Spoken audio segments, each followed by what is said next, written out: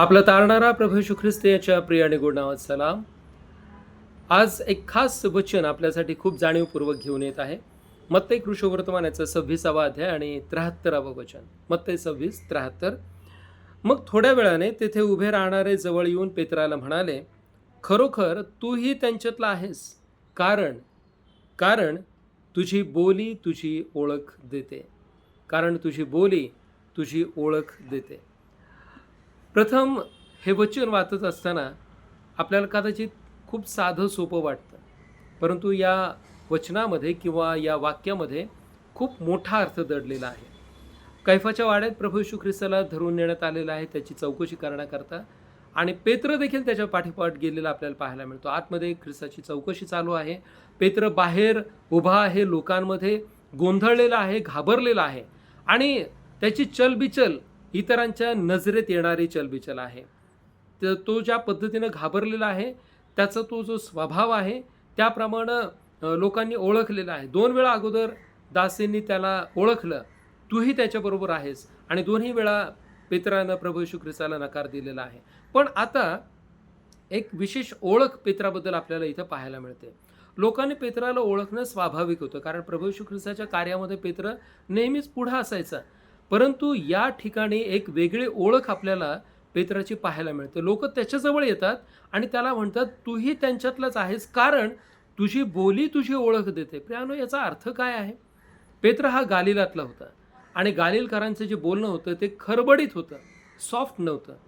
आणि म्हणून या गालिलकरांकडून काही ऐकणं किंवा त्यांच्याशी संवाद साधणं हे इतर लोकांना कधीच आवडणारं नव्हतं, आणि म्हणून सभास्थानामध्ये देखील गालिलकरांना कोणत्याही प्रकारचा सहभाग नसायचा. आणि मग अशा परिस्थितीमध्ये हा पेत्र या कैफाच्या वाड्यामध्ये बाहेर इतर लोकांबरोबर आहे, आणि लोक हा गोंधळलेला पेत्र बघत आहेत, घाबरलेला पेत्र बघत आहेत, त्याची चलबिचल पाहत आहेत, आणि आता लोक त्याच्या जवळ आलेले आहेत. आणि लोकांनी त्या घाबरलेल्या पेत्राला काय म्हटलं? कारण तुझी बोली तुझी ओळख देते. प्रियानो, या एका साध्या वाक्यामध्ये आज आमच्याकरता काय संदेश आहे? पेत्र गालिलकर होता, गालिलामधला होता, आणि लोकांना गालिलातल्या लोकांशी, म्हणजे इतर लोकांना गालिलातल्या लोकांशी संवाद साधणं हे कधीच आवडलेलं नव्हतं. त्यांच्या बोलण्याच्या पद्धतीमुळं, त्यांच्या प्रोनाऊन्सिएशनमुळं, शब्दोच्चारामुळं. कारण ते शब्दोच्चार त्या काळामध्ये लोकांना फार कुरूप असे वाटायचे, आणि म्हणून या लोकांनी त्याची ओळख त्याला करून दिलेली आहे. कारण तुझी बोली तुझी ओळख करून देते. प्रियानो, आज या वाक्याचा आमच्या वैयक्तिक आणि कौटुंबिक जीवनाशी काय संबंध आहे? निश्चित अर्थानं संबंध आहे.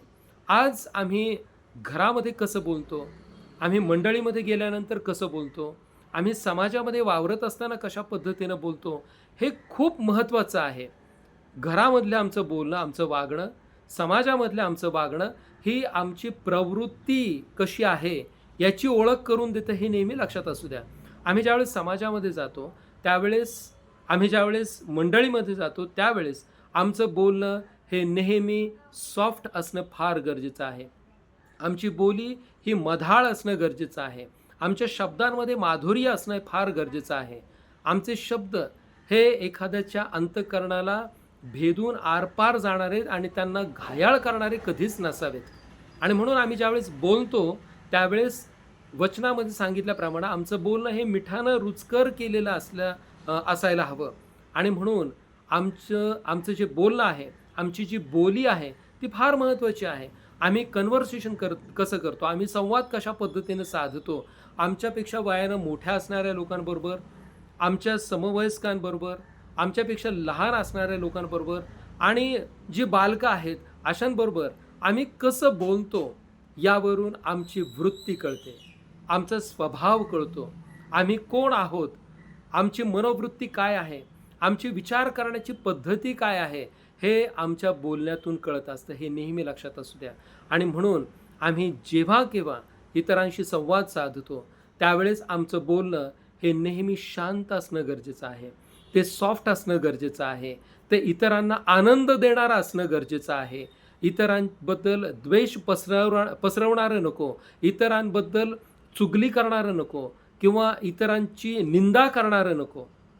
आम्ही ज्यावेळेस इतरांची निंदा करतो, आम्ही इतरांबद्दल वाईट बोलतो, आम्ही इतरांच्याबद्दल सगळ्या चुकीच्या गोष्टी ज्या अस्तित्वात नाही त्या गोष्टी आम्ही समाजामध्ये पसरवण्याचा प्रयत्न करतो, त्यावेळेस लक्षात असू द्या, आमच्या बोलण्यातून आम्ही कोणत्या स्वभावाचे आहोत हे लोक ओळखतात आणि त्यावरून आमची परीक्षा होते की आम्ही कोण आहोत.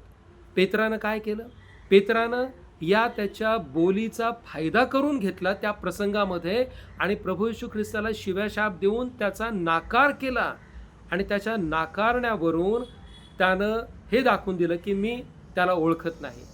प्रियांनो, लक्षात असू द्या, आमची जी बोली आहे ती जर द्वेष पसरवणारी असेल, इतरांच्याबद्दल गरळ ओकणारी असेल, आम्ही इतरांशी बोलत असताना चुकीच्या पद्धतीनं बोलणारे असू, तर लक्षात घ्या, आम्ही देखील एक प्रकारे प्रभू येशू ख्रिस्ताचा नाकार करणारेच आहोत, हे कायम लक्षात असू द्या. आणि म्हणून आमचं बोलणं हे नेहमी मिठानं रुचकर केलेलं असणं फार गरजेचं आहे आणि तेच आमच्या जीवनामध्ये असावं. याकरता परमेश्वर आपल्या प्रत्येकाला अधिक आणि अधिक सहाय्य करो आणि तो आशीर्वादित करो. आमेन.